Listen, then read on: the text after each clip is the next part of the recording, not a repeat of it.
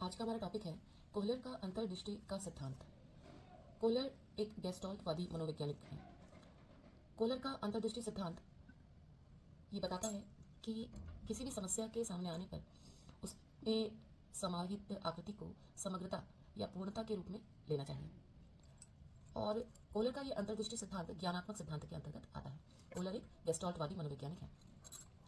अंतर्दृष्टि के सिद्धांत को सूझबूझ के द्वारा सीखने का सिद्धांत भी कहा जाता है। जैसा कि हमने देखा कि गेस्टाल्टवादी मनोवैज्ञानिक किसी भी समस्या को सूझबूझ के द्वारा सुलझाने में यकीन रखते हैं। पूर्ण रूप से समस्या का अध्ययन किया जाता है और अध्ययन के पश्चात एकाएक सूझबूझ के द्वारा उस समस्या का समाधान सीखने वाले के दिमाग में पहुंच जाता है।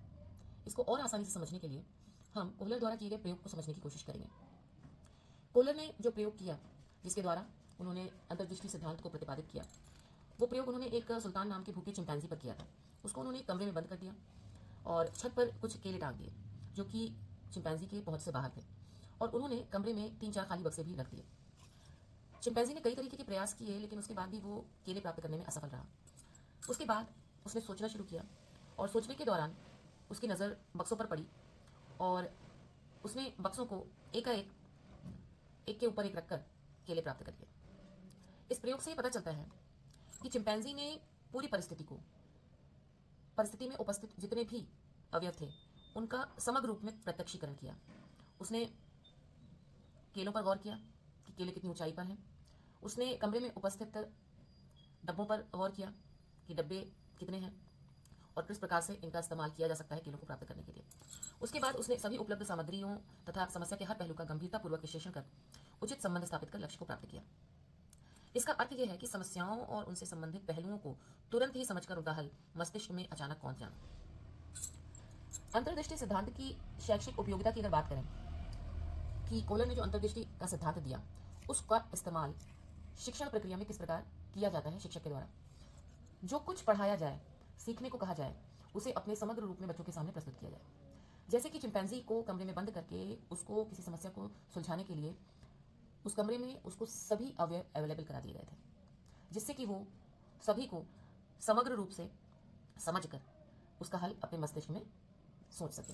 इसी प्रकार कक्षा में भी जब छात्रों को, बालकों को कोई चीज़ सिखाई जाए तो बच्चों को समग्र रूप से उस समस्या या सिखाए जाने वाले कंटेंट से रिलेटेड सभी चीज़ों को बच्चों के सामने उपस्थित कर देना चाहिए। इस विधि से कार्य करने पर बच्चे प्रोत्साहित होंगे। बच्चों के सामने जब सभी कंटेंट उपस्थित रहते हैं, सभी अवयव उपस्थित रहते हैं समस्या से संबंधित, तो उनकी मानसिक वृद्धि होती है और वो मानसिक तौर पर एक्टिव हो जाते हैं, क्रियाशील हो जाते हैं और समग्र रूप से सभी चीज़ों पर ध्यान देते हुए समस्या के हल को निकालने की कोशिश करते हैं। उनकी अंतर्दृष्टि एवं सूझबूझ उनके बौद्धिक विकास हेतु सहायक होगी। यदि सीखने से होने वाले लाभों का पहले से पता चल जाए, जैसे कि चिंपैंजी को पता था कि अगर वो समस्या को सुलझा लेगा तो उसे केले प्राप्त होंगे, यानी एक तरीके का लाभ प्राप्त होगा, तो उसने अपने मस्तिष्क में सोचना शुरू किया और अपनी अंतर्दृष्टि के प्रयोग से, सूझबूझ के प्रयोग से उसने केलों को प्राप्त किया। उसी प्रकार से छात्र भी, जब उन्हें पता होगा, उनके सामने समग्र रूप से समस्या को प्रस्तुत कर दिया जाएगा, तो वो अपनी अंतर्दृष्टि और सूझबूझ का भरपूर प्रयोग करेंगे। पाठ्यक्रम के निर्माण में सूझबूझ एवं अंतर्दृष्टि प्रक्रिया को ध्यान में रखा जाए। जब पाठ्यक्रम का निर्माण किया जाए तो उसमें इस तरीके के कंटेंट्स को, इस तरह की प्रक्रियाओं को डाला जाए जिससे ज़्यादा से ज़्यादा छात्रों को अपनी सूझबूझ और अंतर्दृष्टि का प्रयोग करने का अवसर प्राप्त हो। अर्थ ये है कि अधिक से अधिक सूझबूझ और अंतर्दृष्टि प्रयोग के मौके मिले।